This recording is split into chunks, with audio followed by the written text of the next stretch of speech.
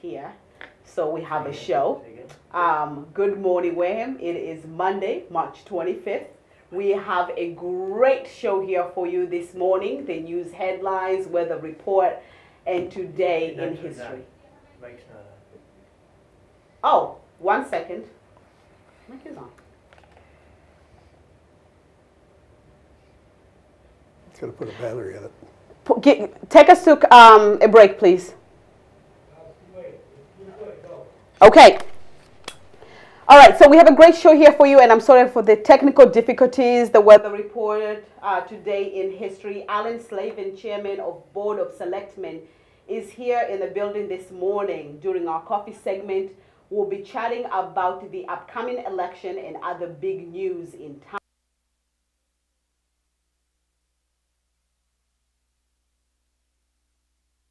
So stay tuned to find out what Jean has cooked today. And because it is Monday, we have Lou Brito, Senior Program Director at the Gleason YMCA, in the building this morning to talk about the spin-a-thon that happened over the weekend and how it went and what other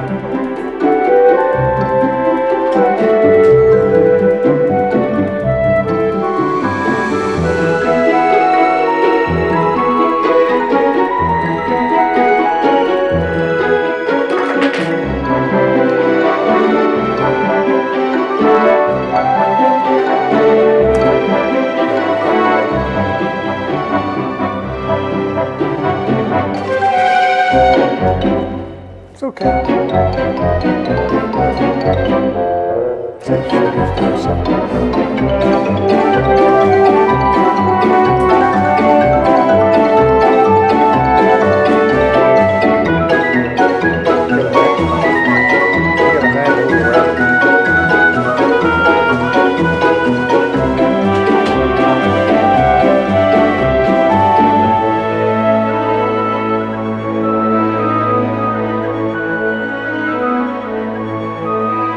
can hear me, right? Okay, good morning again. Sorry, we had some technical difficulties. This is the Good Morning Wareham show. Today is Monday, March 25th. We have a great show here for you. The news headlines, weather report, and today in history. Alan Slavin, the chairman of Wareham Board of Selectmen, is in the building this morning. We'll be speaking to Alan during our coffee segment about the election, the selectmen election, and also the local news. And also, Lou Brito, Senior Program Director at the Gleason YMCA, is in the building. And I'll be speaking to him later on after the news about the fundraiser that took place over the weekend and what's to look forward to at the Gleason Y. And if you enjoy cooking, in today's show, I have Cooking with Jean Lanahan. So you have to stay tuned to find out what Jean Lanahan has cooked today. And it is getting warmer out there. Around this time of the year ago, I was getting ready for the Meet Me at the Riverside series. We'll be airing one of those episodes this morning. But first, I would like to take this moment to thank Not Your Average Antiques, an antique shop down Cranberry Highway in East Wareham, for donating the props that you see in the Good Morning Wareham set. So stay tuned because the news, the weather report are next.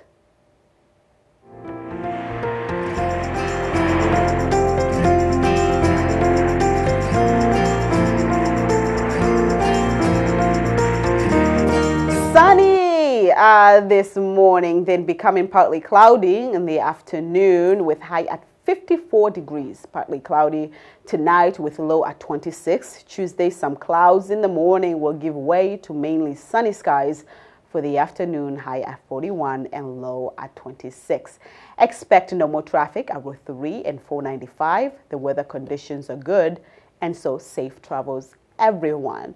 And if you're traveling across the Bourne Bridge, be mindful because the Bourne Bridge repairs have started today and they will continue on for the next 2 months.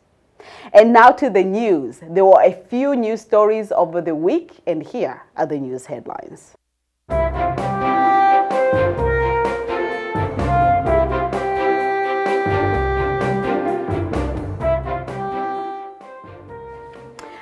Man leads police on high-speed chase. A suspect led Wareham police on a high-speed chase at around 3 p.m. on Friday afternoon. Officers Richard Ribido and Aaron Pacheco responded to a report on suspicious activity involving a vehicle on Cranberry Highway parking lot. When the officers approached the car and began to speak with the driver, the man suddenly sped out of the lot. The officers chased him in a cruiser with sirens and lights on as the man drove onto Cranberry Highway through the parking lot of 5 Star Gas and then onto Main Street. Jarrett J. Galloway, 27 years old, was arrested and charged with failure to stop for police operating to endanger, a marked lanes violation and a stop sign violation, and speeding. Detectives are investigating the incident and further charges are possible. And now on to another news. A mother of 4 opens up a toy store for kids with special needs. The 500 square foot Piecing It Together store features dozens of toys, including weighted animals that promotes a sense of calm, a magic cube which helps with sensory motor development, and a swing hammock pod chair which often helps Jess Roy's sons to relax. The store also assists customers in purchasing wearable GPS trackers for pinpointing a lost child's location. Jessie Roy, who is the owner of Piecing It Together, will celebrate the grand opening of her store on March 31st. She will also host a monthly support group at the Wareham Library to connect with other parents raising kids on the autism spectrum. And Wicked local Wareham newspaper had the following headlines. Donated bridal gowns find their way to Wareham's angel babies. After a bridal shop donated nearly 300 identical gowns to the marketing program at Plymouth South High School last year, students brainstormed about how to promote them. The stylish pink dresses were first offered up for free for young ladies to wear to proms. The campaign raised $1,400, but the school still had more than 200 gowns and limited space to store them. Angel Babies collected the gowns last week and will use them to make burial gowns for stillborn infants. The students said the bottom line is helping. Angel Babies host burial gowns making workshops throughout the state and is always looking for volunteers. The next regional workshop is from 4:30 to 8:30 p.m. Wednesday, April 3rd at the Community Center in Bourne. And to our last news of the day, beef and brewery fundraiser at Wareham Stone Path Malt to benefit Greyhound Pets of America. A beef and brewery fundraiser to benefit Greyhound Pets of America will be held at Stone Path Malt, 11 Kendrick Road, Saturday, March 30, from 2 to 5 p.m. Music and entertainment will be provided by Everyday DJ and Dana Toby, and there will be there will be a meat raffle. Complimentary finger foods will be provided by Minko Boys Catering. The tap room will be open and there will be tours of Stone Path Malt, which supplies malt for craft brewers. There will also be games, a 50-50 raffle, as well as Rotary gift cards and lobster raffles. Admission is free, and there's free parking. Proceeds will benefit the Greyhound Pets of America, a nonprofit organization that finds forever homes for retired racing greyhounds, dogs, and has a local Kinley in Middleborough. And that is all for the news headlines this morning. Stay with us. We'll be right back with Lou Brito from the Gleason YMCA.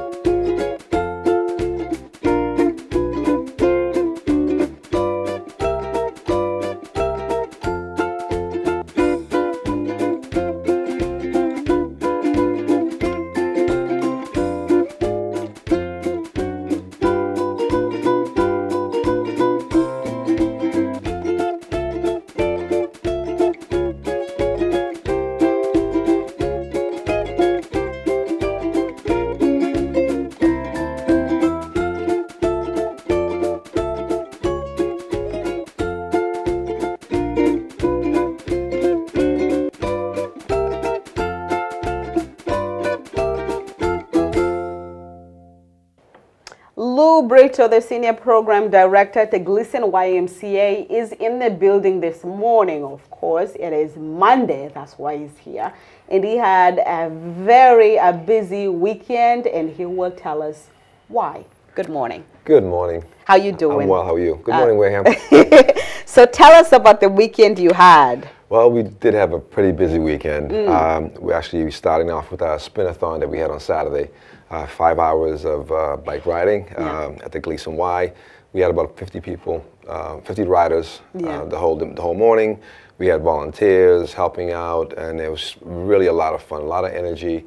I'm a little tired. I did all 5 hours, along with my good friend Paul Gillis, who the guy's in a machine. He did 100 and I believe 30 miles in the 5 hours. Oh my God. I'm not up to his standards. I only did 100. Now, did you go into it thinking you're going to do all the 5 hours? That was the plan. Okay. And with fingers crossed, hoping I could, but if it wasn't for Paul, I don't think I would have been able to do it, along with everyone that was involved. It was really a great event. So just spinning? You just constantly spinning? We had some of our great instructors, Rebecca, Lena, Pam, Deb, Jim, Tom and Bill. They were amazing instructors that came in and provided all the energy with good fun music. We had kids, as young as 11 and 12 riding. We had some seniors riding too. So it was really a great event. Fantastic. Yeah. So the spin-a-thon is over? It is over, but we're not stopping taking donations until the 30th, so still time. We're projecting to raise over $10,000, which is, our goal was $10,000. We're definitely on that way there, but we won't have final numbers until the end of the week.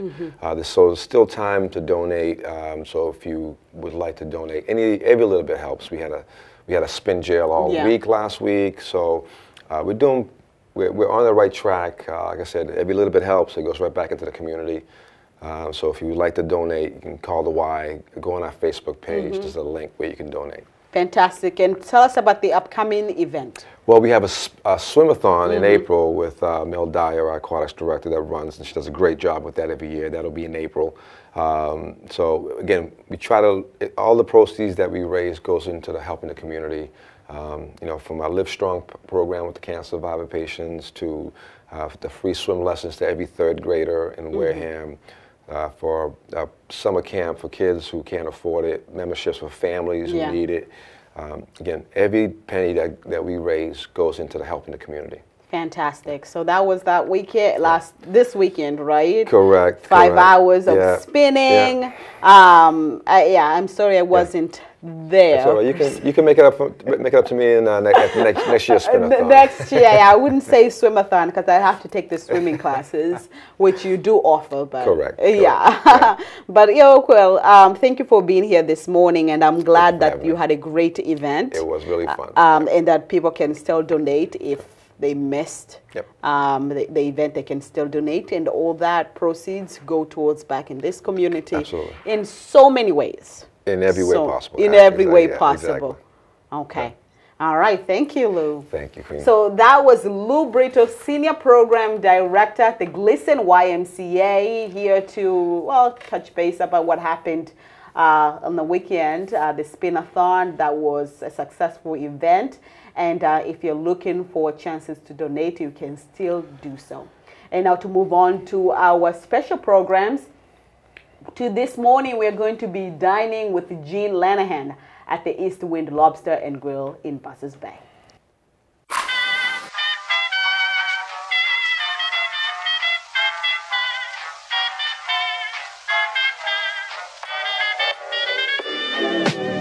I'm flying high, but I've got a feeling I'm falling for nobody else but you. You caught my eye, and I've got a feeling I'm falling. Hi everybody, welcome to Cooking with Jean. This is episode 5. I'm Jean Lanahan from East Wind Lobster and Grill. We're right here on the water in Buzzards Bay for 27 years and counting, our kitchen and fish market.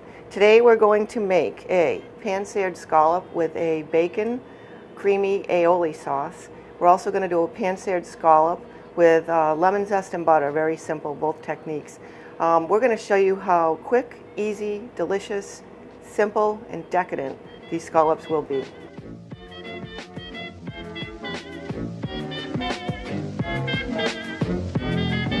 Okay, so the first thing we're going to make is a pan-seared scallop with bacon aioli sauce.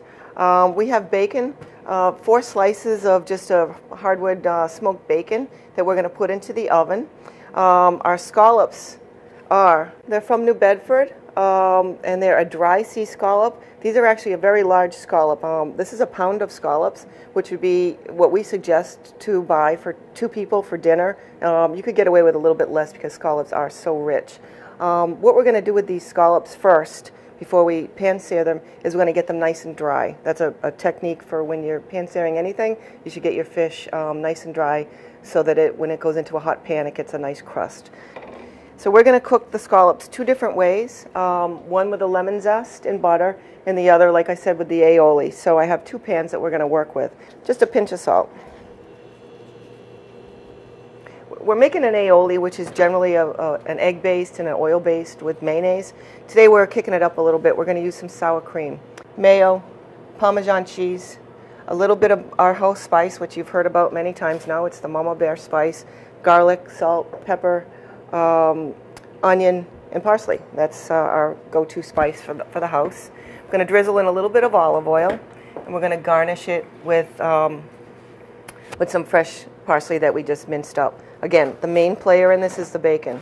Scallops and bacon, match made in heaven in my opinion, so this is going to be one really delicious sauce. We want to make sure our pans are sprayed with non-stick spray. I'm not really going to add any oil or butter just yet because I don't want it to burn. So we're going to heat our pans. Oops. If you've watched any of our prior shows, you'll know with pan searing what you want to do is you want to get your pan hot to the touch. We don't want to add anything now because it will just stick and it will steam rather than pan sear. So we're just going to let this get almost to the smoking point before we add our scallops. Okay, I'm going to put 8 scallops into each.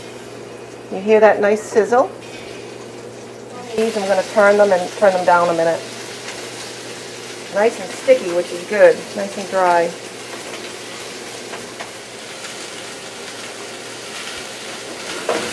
This one is cooking a little bit faster, so I'm going to give them a flip. See how they're not even sticking to the pan. But look at that crust. The only thing we put on these scallops so far is just a little bit of salt. That's it. No butter, no oil. Don't need it. Because we're going to season them afterwards. These are ready. See the nice grill marks? You're going to look like a chef in your own kitchen if you have a grill pan. I used to.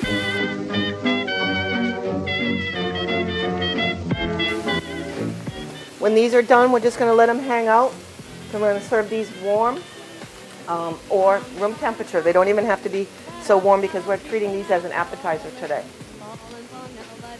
These are going to have some lemon zest butter, which is going to be, I would serve that as an entree. Some nice roasted vegetables, or even right on top of a salad. It'd be beautiful. Okay, these are pretty much where we want them. This pan cooks really fast. I'm going to turn it down just a hair. What we're going to add to this now, I'm going to add a sprinkle of Mama Bear, again our house spice.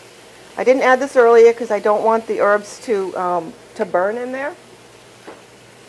This is some melted butter. I'm going to add just a dollop of that.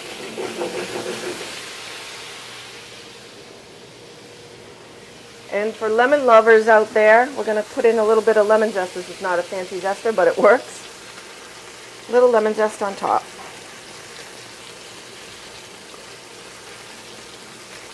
That's where all the flavor is in the zest. So you don't need a lot.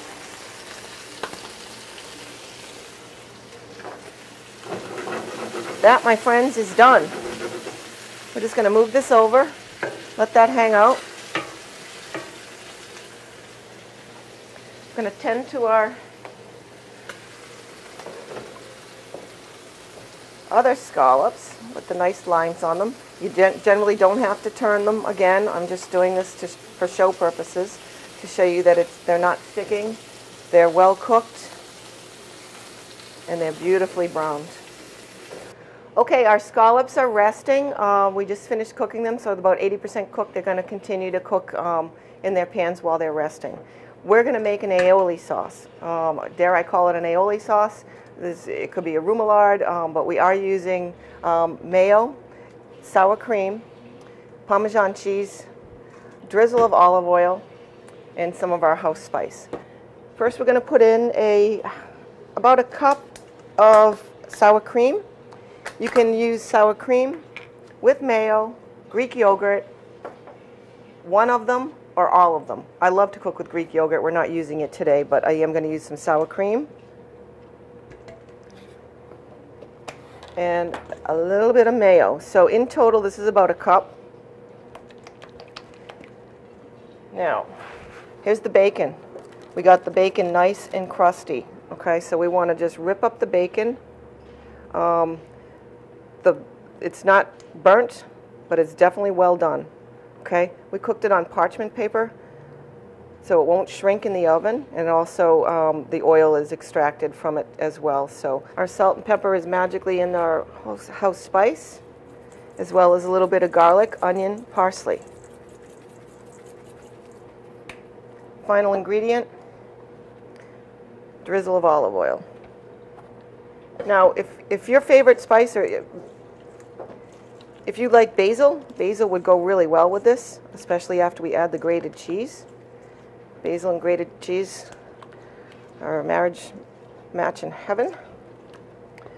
Right, so let's add the grated cheese. This is about a half a cup of Parmesan cheese. You don't have to add it, but I think it adds a nice little dimension to it. Another level of richness going in there. Fresh parsley. Again, you could use basil. So we didn't add any lemon to this.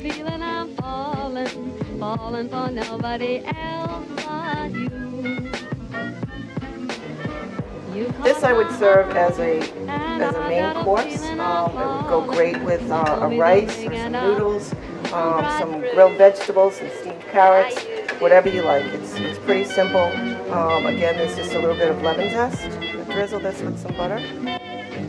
Some herbs in there from the Mama Bear. Okay, I'm going to go for one of these first. I'm flying high, but I've got a feeling I'm falling for nobody else but you. Now I need a bite of this one. I love lemon. Just enough butter. Just enough salt and pepper. Pretty good. I got a Thank you. feeling I'm Perfect. falling for nobody else but you.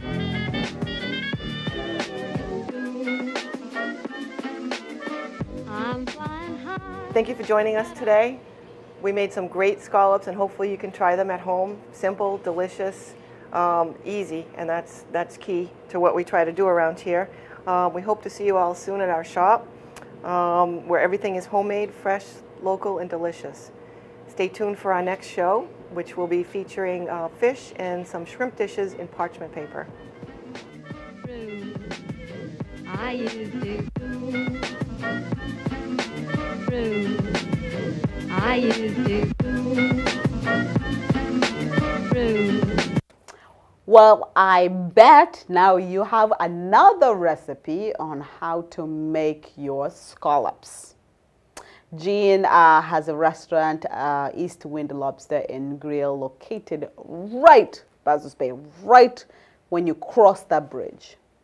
So hello, and thank you for being with us this morning. We are broadcasting live from our WCTV studio in Wareham. This is Good Morning Wareham, your source for local news, weather, traffic report, and more information. And now for a moment in history, let's take a look at where we were today in history.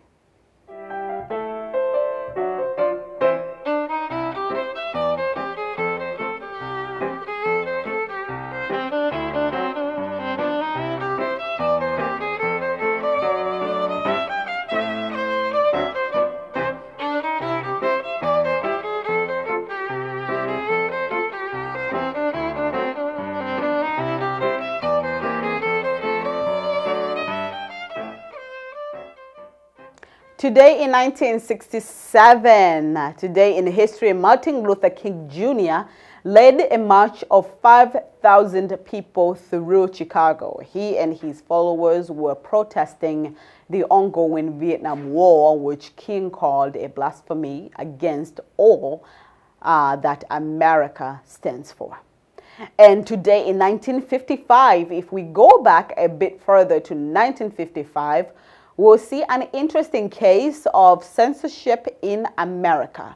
U.S. Customs confiscated over 500 copies of the poem Whole by Allen Ginsberg.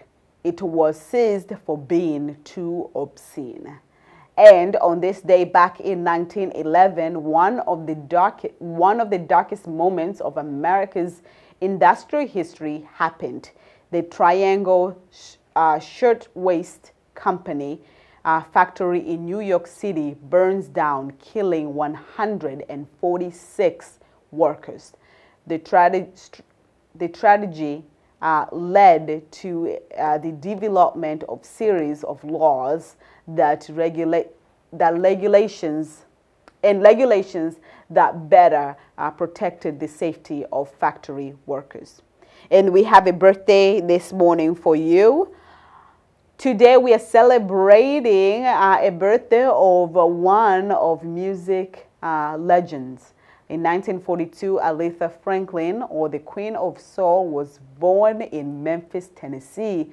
Franklin became known for her hit songs like Respect. Franklin was actually the first ever female performer to be inducted into the Rock and Hall of Fame. And happy birthday to everyone else celebrating their big day today.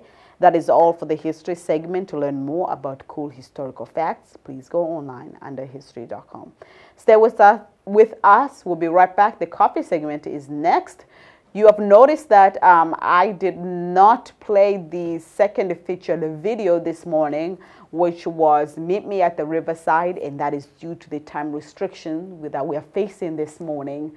But not to worry, that video can be played on Wednesday. If you want to take a look at the Meet Me at the Riverside Cafe series, they are available under our YouTube channels online. That is Wareham Community Television YouTube, and you can find all those series there. So stay with us. We'll be back with the coffee segment with Alan Slavin. But first, let's take a look at our events calendar.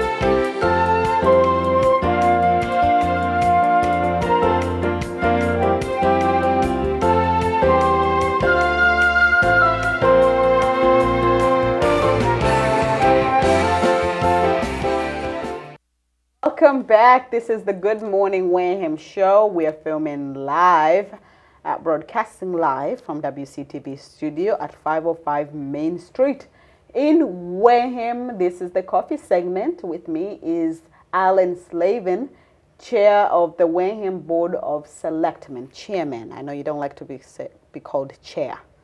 Chairman of Wareham. No? Doesn't matter. Doesn't matter. Okay.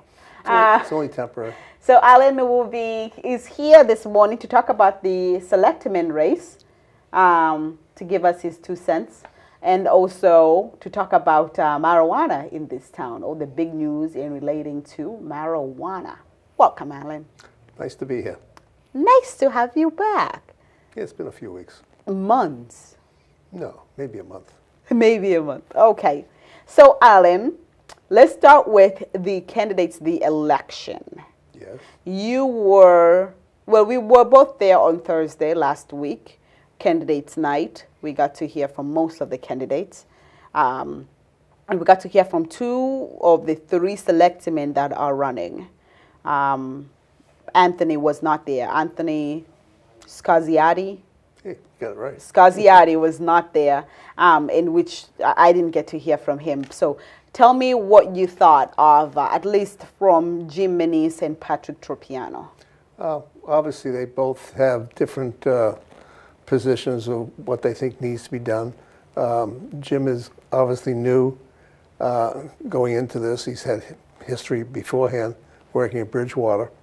And some of the things he talked about, I think, were important as far as the way we do things, procedure. When you get the same group of people for, 5 or 6 years together, it becomes almost like family. And what happens is you just do things automatically. And sometimes what you don't do is follow, the normal procedures way in the beginning. And Jim basically expressed concerns about appointments and a few other things, how we were doing them. It's not we were doing them wrong, but we weren't following the procedures that we had outlined in the selectmen's policies. Patrick has always been very much for the people in general. He doesn't really get involved with the politics as far as a decision. He'll do what he thinks is best for the people that he represents. So are you saying that Jim had validate concerns regarding to how selectmen were conducting meetings and their procedures? I think so, somewhat. Okay. And I think some of the stuff, as far as what's on the town website for clarity and stuff, the biggest problem we have with the town website, because I had actually one of the school committee candidates call me, actually text me, complaining about where the actual voting places were for the coming election. They've closed the minor school, so therefore the Hammond School is going to take precinct 3, which is I think the largest precinct in the town. And it really wasn't clear where they were going to go vote. Actually, precinct 6 also is going to go into West Wareham, I think, at the fire station, which hasn't been done before.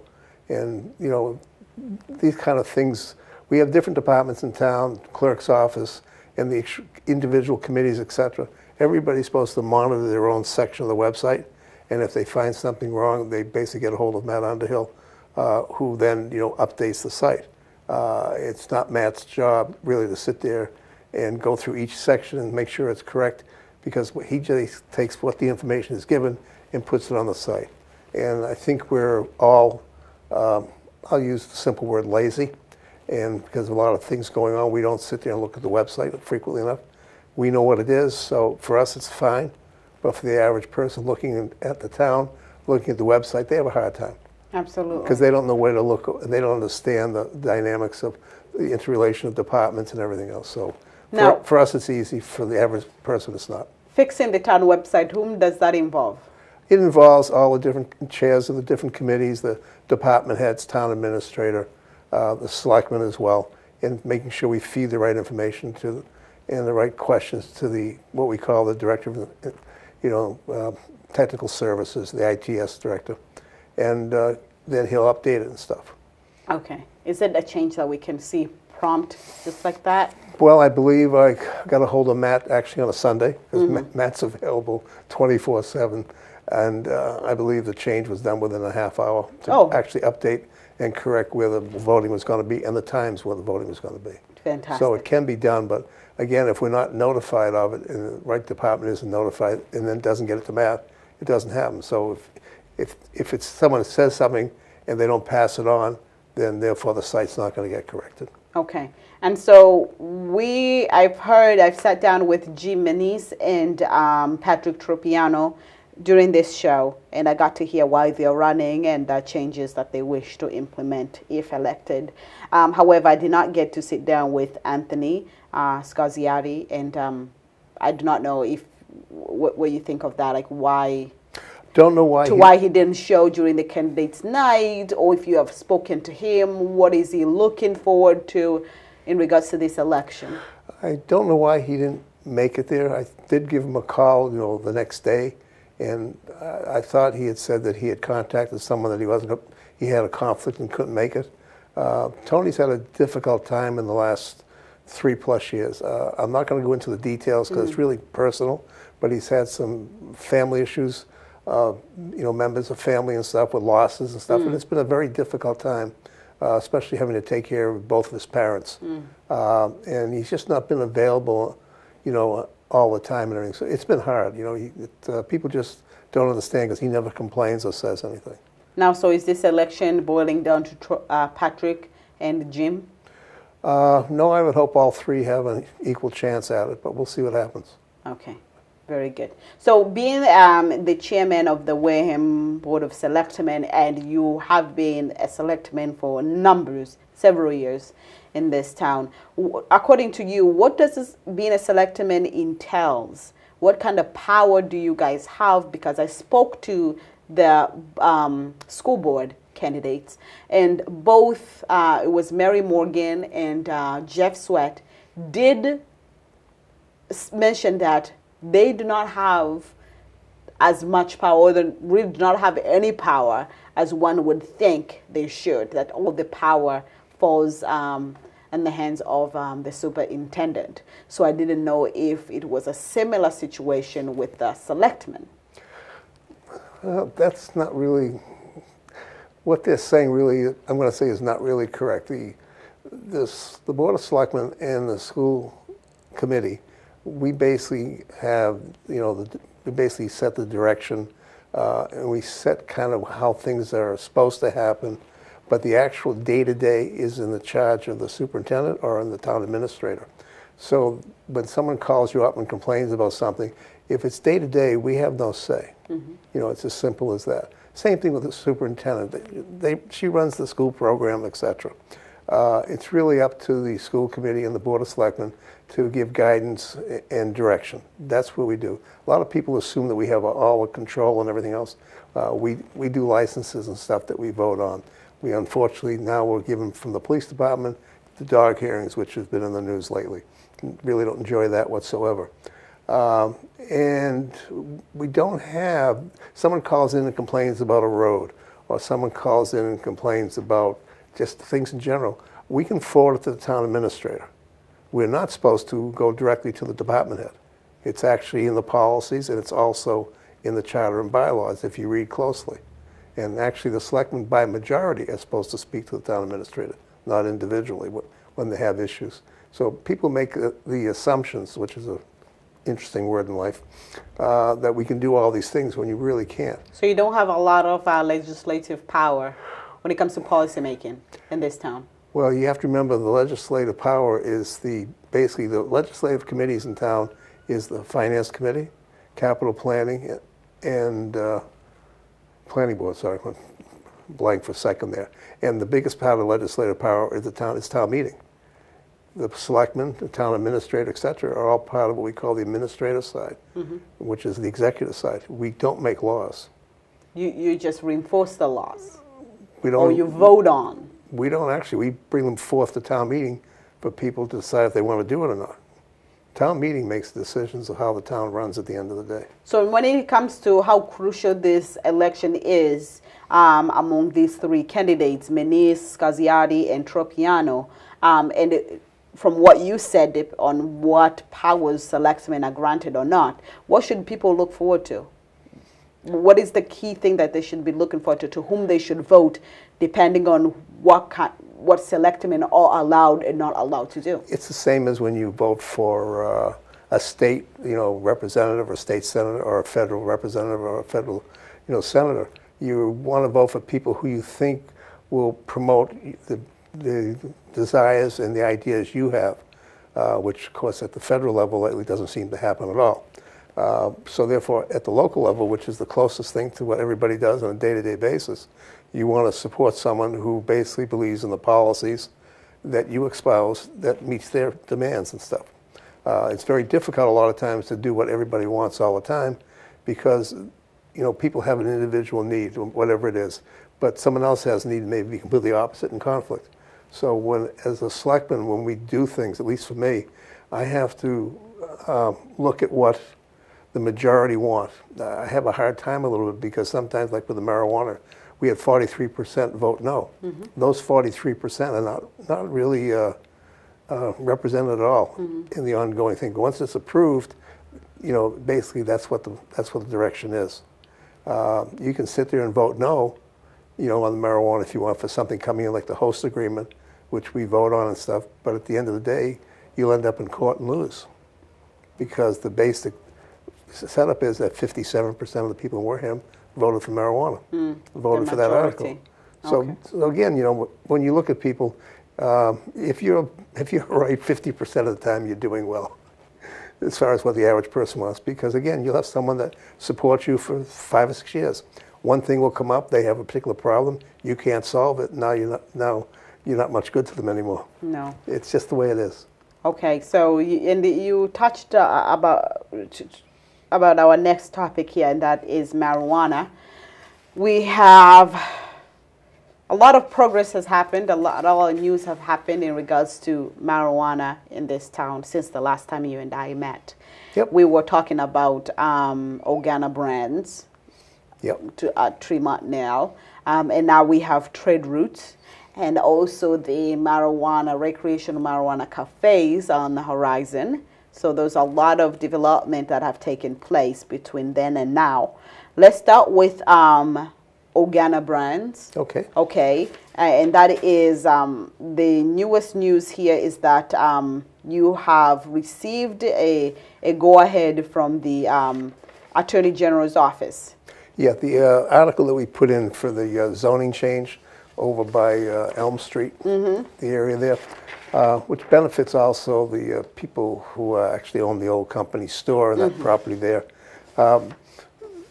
That was done and passed the town meeting. It went in and there was a complaint registered, I think, the last day, because you only have so many days to file a complaint on something like that. I think it's 21 days, whatever. I could be wrong. 90 to file a complaint, you mean? Yeah, I'm not sure how many Okay. total it was, but you had that certain time frame. The state is supposed to answer back within 90 days, yeah. but they can ask for an extension, which they did.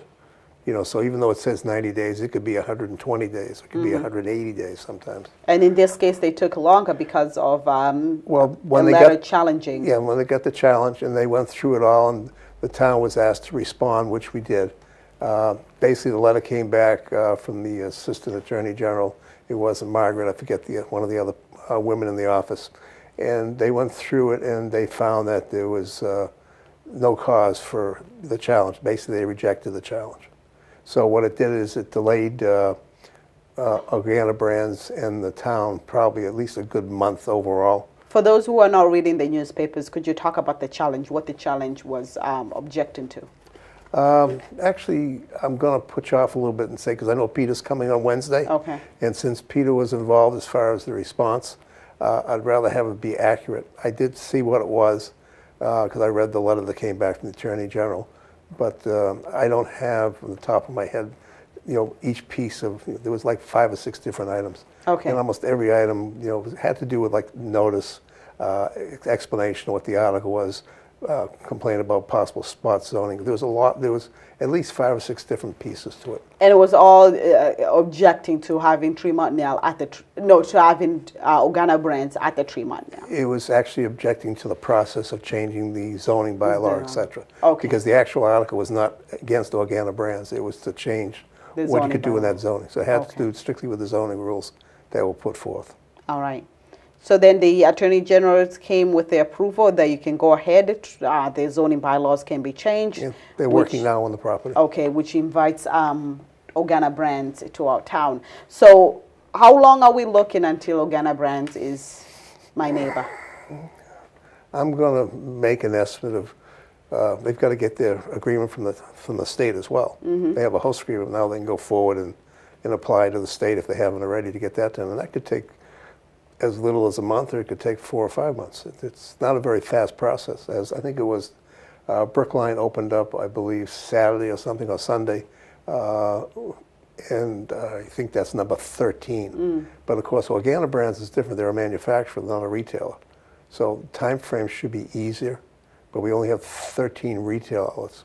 It was interesting, the number of people Brookline served was 2,500 people in the first day. Yeah. That to me is a pretty good sized number. That's kind of what I thought would end up in Wareham the first time around for the first day, but we were quite a ways off of that. So they're doing the actual remediation for the, you know, the land itself, to clean the land up for the toxic pieces they found. So that's in process now.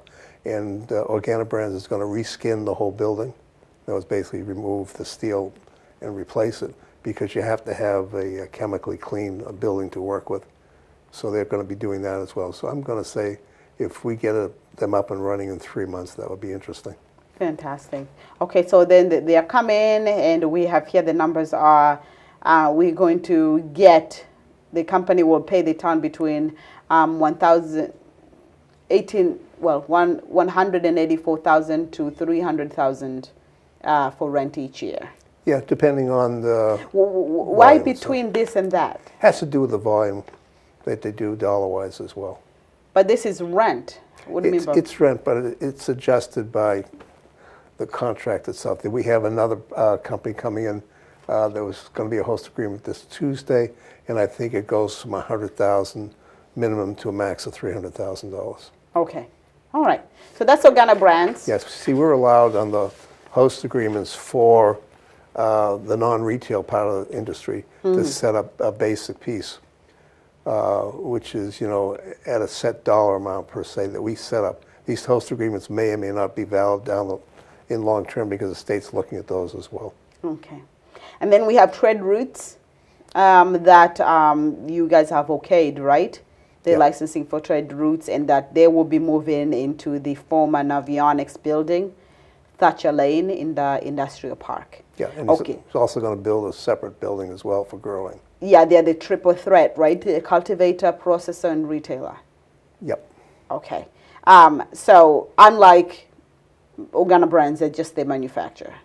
Correct. Okay. These are retailing too. And do we know what they will be cultivating, manufacturing, and retail, apart that it's marijuana? Are we talking about edibles? Are we talking about oils? What are we what kind of products that people will be buying at the end of the day? I don't think they've actually come out and made a statement of what they're going to actually manufacture.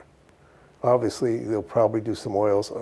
I'm sure they're going to do basically processing marijuana that you can buy as the retail store in Wareham does now.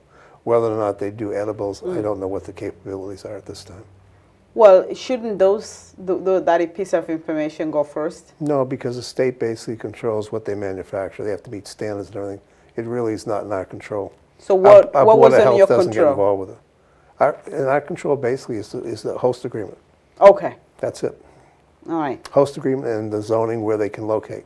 And what was our host agreement with the Trade Routes Company? I think the trade ones, if I remember right, we get 3% plus 3%.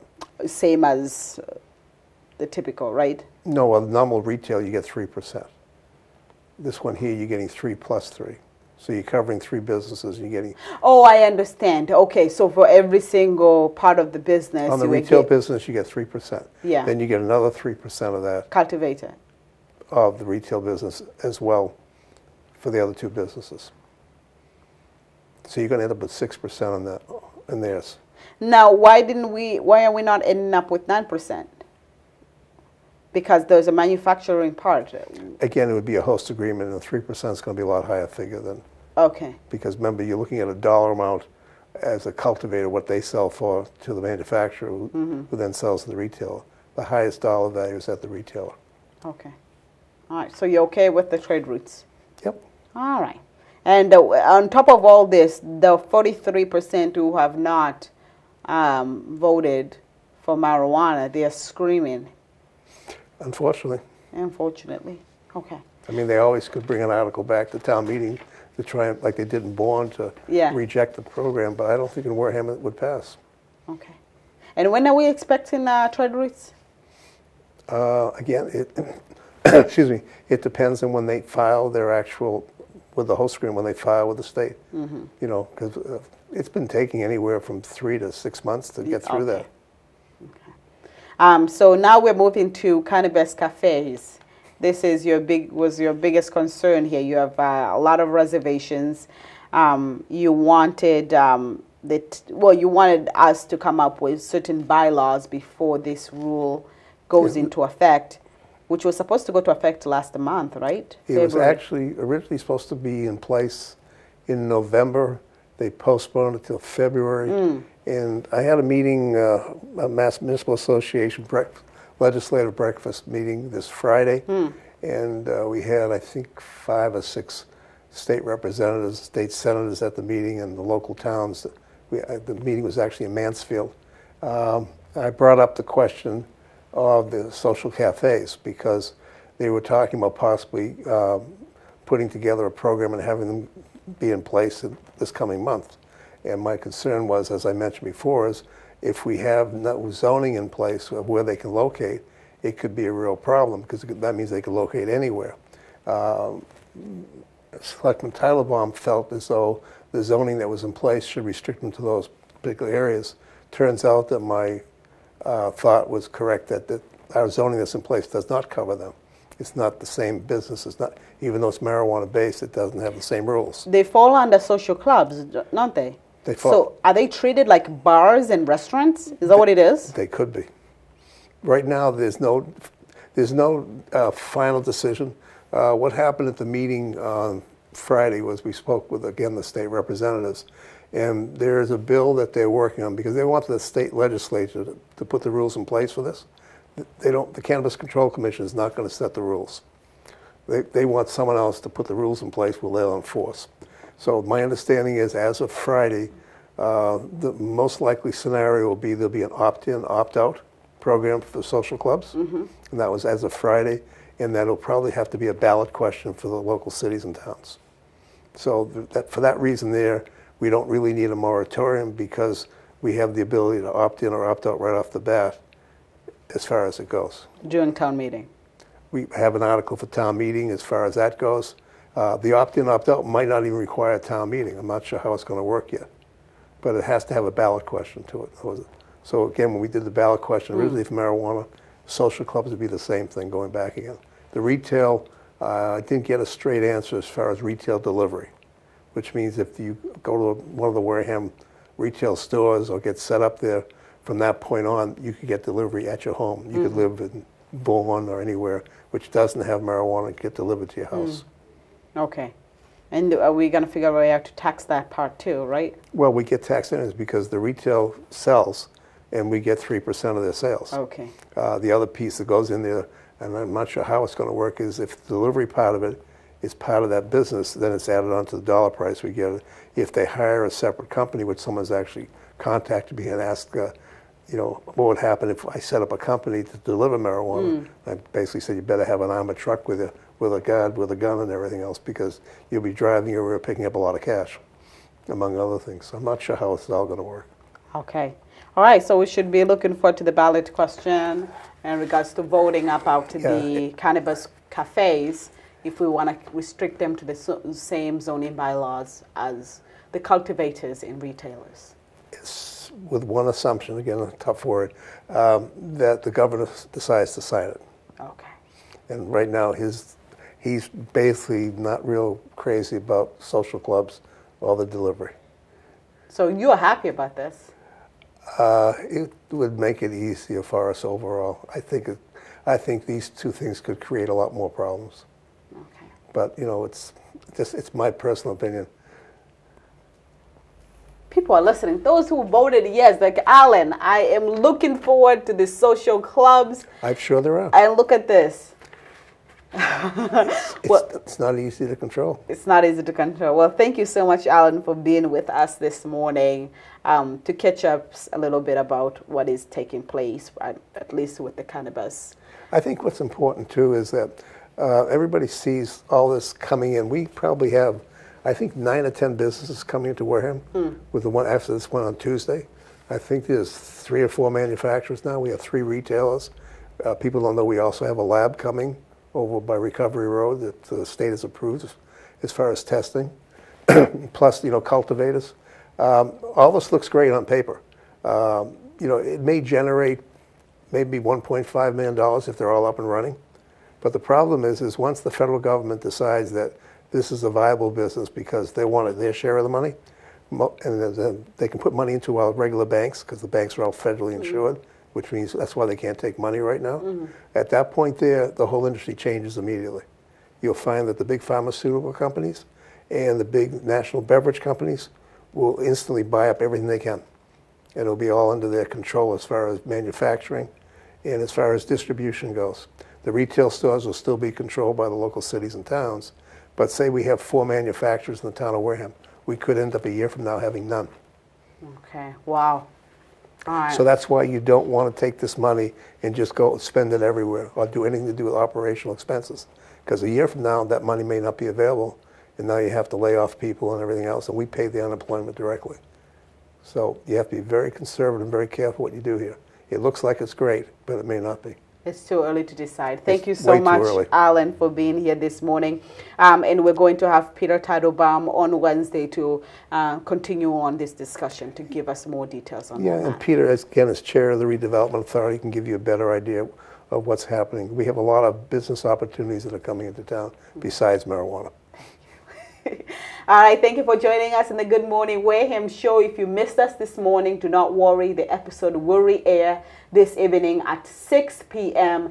Join us on Wednesday with Peter Teitelbaum as our guest to continue on this discussion and what other revenue opportunities that are coming to Wareham. I am your host, Queen Banda, and that is it for the morning show.